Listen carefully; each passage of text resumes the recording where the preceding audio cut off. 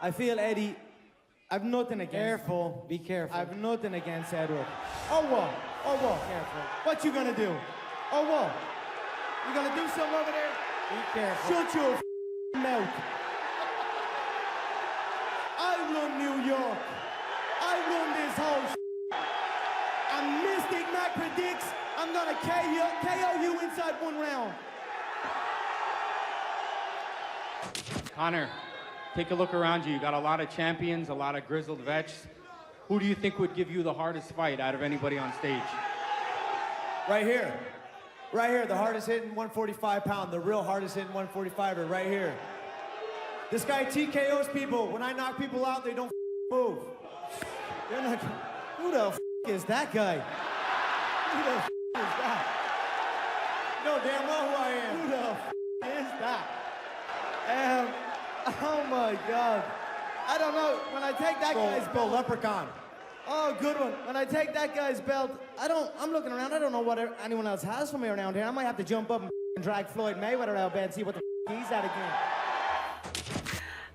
This card just got really good. I cannot wait. That was Conor McGregor speaking at MSG, where he will headline UFC 205 on November 12th against Eddie Alvarez. McGregor still talking about Floyd Mayweather, even though Floyd said last week he is ready to move on. Max, break it down for us. What is going on here?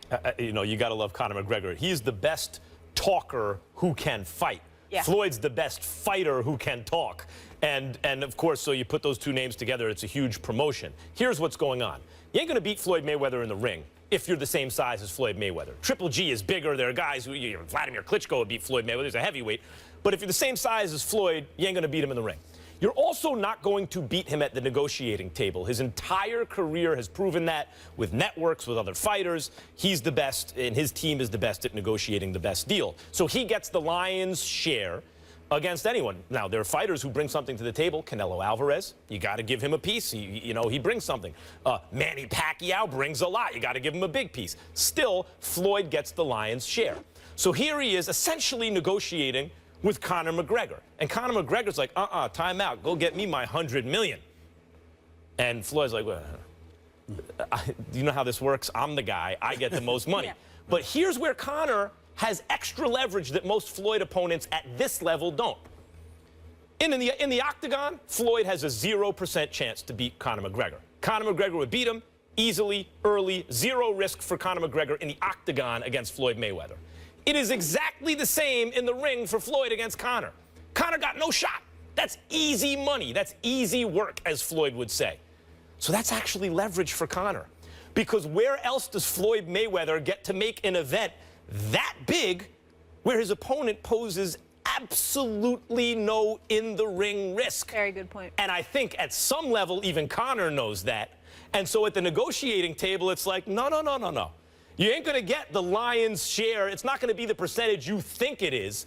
Look how easy this night. I mean, like, you ain't going to find easier money than this. And I think Floyd also knows that at some level. And so the negotiation goes on. Floyd says, I'm walking away publicly because it seems to give him leverage. But Conor has plenty of leverage here. Here's where it gets interesting. You know, I told you Floyd called me the other night. I thought he was calling me to congratulate me because I'm going to be calling the Manny Pacquiao fight on November 5th. But he was actually... Congratulations, by the way. That is going to be must-see. Well, you know, I can't wait. I'm hoping I make you proud, brother. I'm hoping I know you will. You do this already. This is my first time ever doing color commentary for a fight, so I'm going to be nervous. You're going to be great. But I'm looking forward to November 5th in Vegas at the Thomas & Mack Center. But let me say this. Floyd didn't call about that. He called about something else. But you know, since I had him on the phone, I took the liberty of asking him about this Conor McGregor. He said, yeah, man, I called it off. He said, brother got to know his place. You know, I mean, wait a minute now. I'm all about my business. I'm in this for business. You know, so it said to me that he doesn't really want to retire. He's comfortable. All right, bought some new property in Times Square. He's going to be making 7 figures a month for the rest of his life. I mean, Floyd is fine. He doesn't need anything, but he has no problems with making more money. You know, and you're absolutely right. He is about the business of making sure he's going to get the lion's share. But here's the thing about Floyd, and you can confirm this better than me. This is just the impression that I've gotten throughout the years communicating with him, Leonard Ellaby, and others. Floyd ain't the kind of dude that just wants to make his money and don't want you to make yours. He might hate promoters making theirs. He might hate the networks getting so much money. But he has no problem with a fighter getting money. I remember that I had spoken to Floyd after the weigh-in the night before he fought Pacquiao. He was so disgusted with Pacquiao because of the share that Bob Arum and Top Rank had ended up getting, for Pacquiao's person. Pacquiao, he owed them. I mean, borrowing money, all of this other stuff. It's too complicated to get into. But the point is that he's saying, we went through all of this to make sure you get this money. And there's still some of that money that you ain't getting. What the hell is wrong with you? He was talking about Pacquiao. Called him stupid. He was disgusted with Pacquiao. He respects Conor McGregor from the standpoint that he elevates the marketability, brings the dollars in, and he's not going to let Conor McGregor get more than him. But he has no problem with Conor McGregor getting his share so long as Floyd gets his own. And so I think when you look at it from that perspective, I think you have to look at it and appreciate it and understand that this is something that could potentially still happen, because if Conor McGregor continues to smoke dudes in the UFC, it's a big deal that he beat Nate Diaz, because that was at 170. He really fights at 145. Yeah. And so for him to move up 25 pounds, if he moves down but still dominates and steamrolls over everybody in his path, even though you and I both don't believe he could touch Floyd, the question is, what if he does touch him? You see what I'm saying? Because I don't believe that either. In the boxing ring? Hey, octagon is something else. Yeah. Floyd got no shot in an octagon. Floyd got no shot in an octagon. Conor got no shot in the boxing. I totally agree with you. But what I'm saying is the mystique with boxing, there have been plenty of times, and I don't believe he touched Floyd. I don't even think he get a headshot in. Right. Okay? But what I'm saying is the mystique of boxing, the intrigue, the allure of boxing is when you walk into a ring and you know if this person catches you. See, if Conor McGregor didn't have power, plus he was a UFC fighter coming to fight Floyd, then we're wasting our time. But because he has knockout power, you do find yourself asking, okay, what if this dude caught him? Now, I don't believe it will happen, Stephen A. But that's the intrigue. Here's the problem. Just like I said, Conor McGregor has a lot of leverage here because it's easy work for Floyd and a huge payday, and so Conor's like, I want my piece. Floyd also has leverage here because UFC ain't boxing where you can cherry pick. Right. Floyd has fought a lot of fighters, but he has also cherry-picked in the higher weight classes. Right. When he was 130, 135 he fought everybody. Fought everybody. As he got bigger, he waited till the right time where they represented minimal risk, maximum reward, which is what you're supposed to do. Except with Canelo, though. Well, Canelo is still ascending, but there's always an excuse for Floyd. People are always, no matter what Floyd does, he'll be criticized. He was too young, he was too old, and yet I am here saying that, in fact, I don't believe the outcome would be any different, but Canelo was 22. Pacquiao was older, and that fight was past its expiration date. Same thing with Shane Mosley, etc. Floyd, as I say, has flipped the paradigm, along with Al Heyman, his manager, advisor, has flipped the paradigm in boxing, fighting, combat sports, is exploitation. We, the fans and the networks, exploit fighters. We want to see you win tough, blood and guts. Forget about the fact that you're brain damaged later on in your career, right? Your kidneys don't work. But right now, we want to see you prove all that stuff. The fighter, on the other hand, saying, no, wait a minute.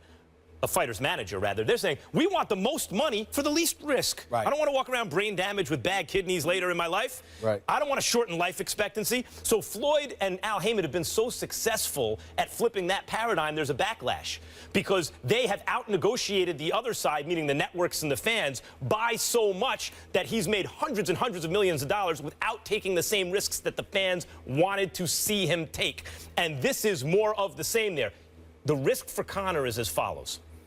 The UFC is not boxing. You can't get away with that. You got to fight world-class fighter after world-class fighter in their primes, whoever the biggest name is. Therefore, no one's going undefeated for too long. That's right. So if Conor continues to do this, he could lose. He could lose to Alvarez. He could lose. It's not that he's not excellent or even better than Alvarez. Wrong night, one split-second mistake, you can lose that in the UFC. No question. So Floyd got leverage there. Like, if you lose a couple fights, it's not worth it anymore. Yes, right. You better strike while the iron's hot. Right, but Floyd don't mind cashing another nine-figure check, and that's what he's after. And one of the things that he did to accentuate that point was highlight how I'm busy getting on Oscar De La Hoya for hiding Canelo from Triple G. Floyd is like, man, I can't knock Oscar. And you know their history. Right. He's like, I can't knock Oscar. He said, that's smart business. Right. Good for him. Looking out for the fighter. Smart. The fighter's business interests and the fans' interests are usually diametrically opposed. They can't coexist. You know, one wins or the other does. Stay tuned in the days and weeks to come. I'll have more info on Floyd. And it ain't about McGregor, but I'll touch on that another time. I like that little tease there. First Take is brought to you by Geico. 15 minutes could save you 15% or more on car insurance. He opened up the ring box, and the ring had fallen out of the box. And there was just a sheer panic look over on his face. Why are you laughing? It's not that funny. Poor guy is sweating. He had the ring box, like, oh my God, no ring in here. She is looking, they're all looking for a diamond, allegedly, a diamond ring. Please find it so I can feel better right now. My buddy Kix Brooks wrote a song called Lost and Found in a Border Town. Kind of like looking for a diamond ring. You're not good. You're not getting that back. Wait a second. No, we made it.